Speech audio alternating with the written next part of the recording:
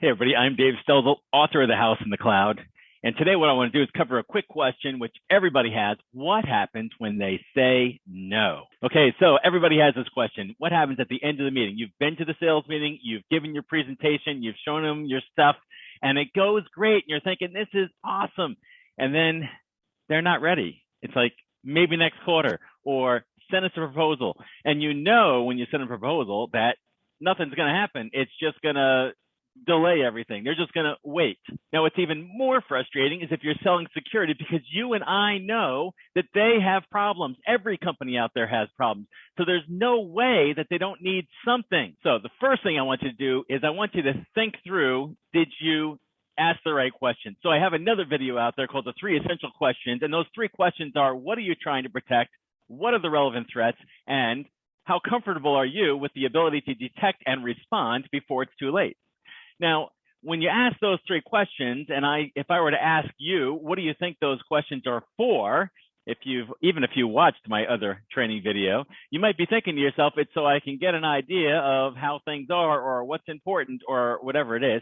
But that's not the case. Asking those 3 questions is no different than you going in to see your doctor for a physical once a year. And I cover this in that other video, so I'm just going to recap it really quickly. When I go see my doctor, there's just one thing I want to know. I already know what the impact is of maybe getting cancer, or because I've seen people die from it, and I've seen people have heart attacks, and I've seen people all of a sudden have diabetes and have to change everything in their life. These are life-threatening, life-altering diseases. And so when I go see my doctor, I really just have one question. I sort of understand the impact as well as I'm going to, but I don't know what the likelihood is. And if I don't know what the likelihood is, then the chances of me changing my entire lifestyle around a probability that I don't really understand is not going to happen. I need the doctor to tell me you're way up here, 90% likelihood or 80% likelihood, and you need to do X, Y, Z if you want to bring that thing down. And I do, so I will. So when that person at the end of the sales meeting says, maybe next quarter,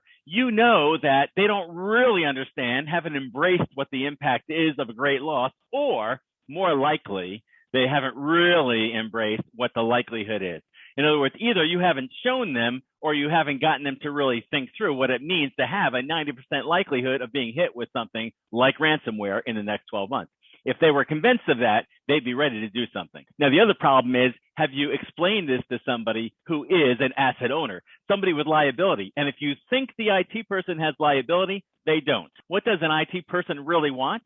They want somebody to recognize that they're doing something important, that they're not just a cost center, that they actually mean something to the company, that they're worth more money than they're getting paid right now. They should have better benefits, and somebody should be patting them on the back for doing something. When they come in at night and they work on stuff all night long, they wish somebody would wake up and recognize that they gave up their whole weekend or stayed up all night to fix some computer problem that everybody else slept through. But what they don't care about really is financial losses, shareholder value, and all the things that really hit a company when a cybercrime happens. Now, they might lose their job, but guess what? They'll get another one tomorrow, and they'll probably get a pay raise because now they have real life security experience, and you better believe they'll sell that on their resume. So problem 1 is, we didn't go through the impact likelihood graph. We didn't ask the 3 questions in a way that got them to really think through, what is my likelihood? Because at the end of all that, I need them to be wondering, what is my likelihood? I actually need to know, because you and I know that we're willing to go to the doctor to get that health checkup because we know there's a likelihood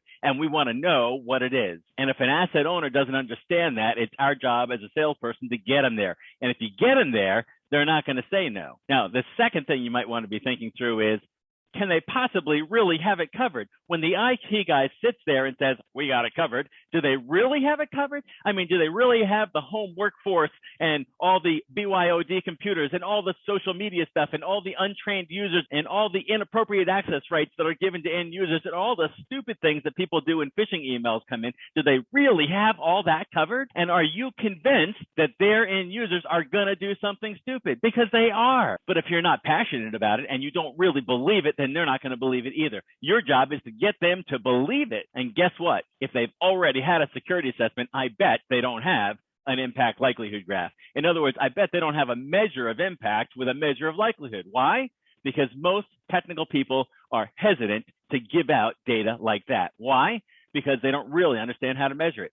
So we need to understand, how do I measure it just like a doctor does? Now, if I've done everything right, I've shown them the impact likelihood, I've asked the 3 questions the right way, I've even gone through the presentation I go through in the house in the cloud and shown them that you need protection, detection, and response, and most companies are missing detection, and they're still saying no, then what do? I call this the impending doom message. You see, I was calling on a technology company, a big technology company, the one that makes electronics, one that you would know of.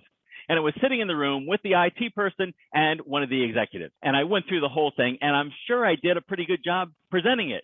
But at the end of the whole thing, the IT guy had the nerve to say to me, I think we have all that covered.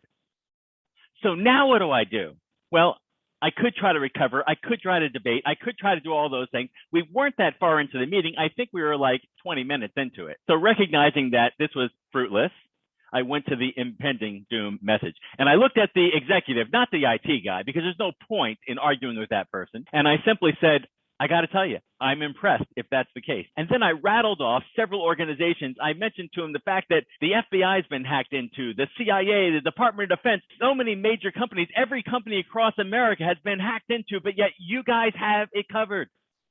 This is amazing. And I just said to him, you should congratulate your IT organization because they have done the impossible. So I packed up my stuff and started to head out.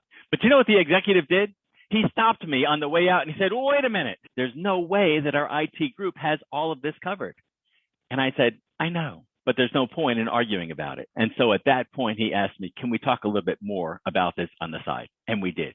And it led to an opportunity. It led to an opportunity to assess his risk. And sure enough, we found issues and we got involved in their security program. Now, this message doesn't always work. So here's what I recommend you do after that. So once you get home, the first thing I want you to do is take them off your forecast. There's no point in chasing these people around for the next 6 months trying to sell them something. This is what digital marketing is for.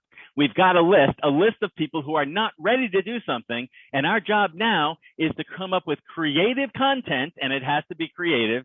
And it can't be, can we get another meeting? Can we get another meeting? Can we get another meeting? And it should be educational things that continue to reinforce the message that I gave when I was in their conference room. And they're going to do one of 3 things. 1, ignore us forever. Okay. Doesn't cost me anything. They're just on my list. 2, unsubscribe. Good. Because if you're not going to do business with me, I don't want to waste space in my CRM.